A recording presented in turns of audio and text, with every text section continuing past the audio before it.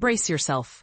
The backbone of our digital lives, big tech sprawling data centers, could be unplugged from the power grid during energy emergencies. That's right. As demand from these computing behemoths surges, lawmakers are seriously considering booting them off to protect local communities. But here's where the story gets even more controversial. It started in Texas, a state already haunted by memories of the 2021 winter blackout that led to tragic loss of life.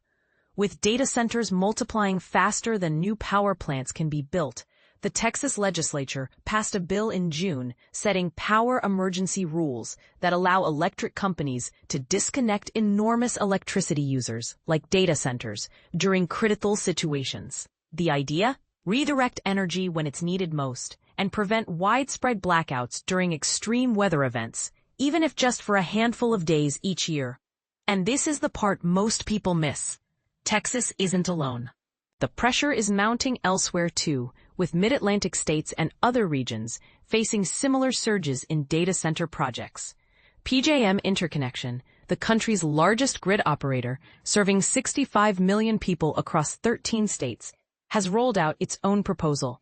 Meanwhile, the Southwest Power Pool, managing grids for 18 million in Kansas, Oklahoma, and the Great Plains, admits it must broaden programs aimed at trimming power consumption, especially among heavy hitters like data centers. This growing tension comes as U.S. households face rapidly rising electricity bills, growing at double the rate of inflation. There's increasing speculation that everyday consumers are indirectly footing the bill for tech giants' sky-high energy appetite. Think about it. Is it fair that your rates might go up to keep the servers for AI chatbots humming day and night? Experts warn that the pace of data center development could soon outstrip the ability to expand electricity infrastructure. Joe Bowring, a market watchdog in the Mid-Atlantic, put it bluntly, data center load has the potential to overwhelm the grid, and I think it is on its way to doing that. The tech industry isn't taking this lying down. Companies like Google, Amazon, and others are racing to boost energy efficiency at their facilities and install diesel backup generators just in case the grid fails. But here's the twist.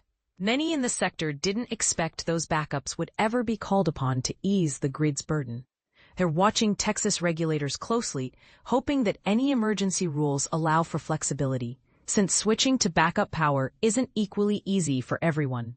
Dan DiOrio, speaking for the Data Center Coalition, argues these standards should include incentives. For instance, data centers might step up during emergencies by voluntarily taking themselves offline. Something DiOrio says should come with rewards, not just obligations. Now PJM's proposal has sparked debate. It would mean data centers aren't guaranteed electricity during crunch times, rattling both power plant owners and tech firms. Critics question whether PJM even has the legal grounds to enforce these cuts, warning this uncertainty could scare away billions in investment and disrupt energy markets. Governors from Pennsylvania, New Jersey, Illinois, and Maryland have expressed concern about relying too heavily on unpredictable emergency measures, suggesting that any plan should encourage data centers to invest in their own power sources and offer incentives to dial down usage voluntarily. Consumer advocates go even further, saying the proposals likely won't lower utility bills for regular Americans. They suggest data centers should be required to provide their own electricity, literally bringing their own generation to the table. And here's an example of a quieter, behind-the-scenes development.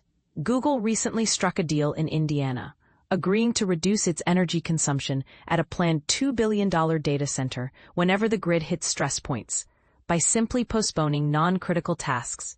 Yet details remain murky, with consumer advocates frustrated by the lack of transparency about the real impact.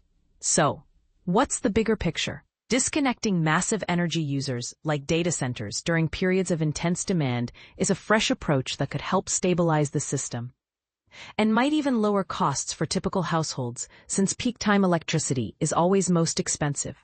Abe Silverman, an energy researcher from Johns Hopkins, puts it this way: we could let data centers use all the power they want most of the time, but should we really spend billions to build power plants that may only be needed for a few hours each year?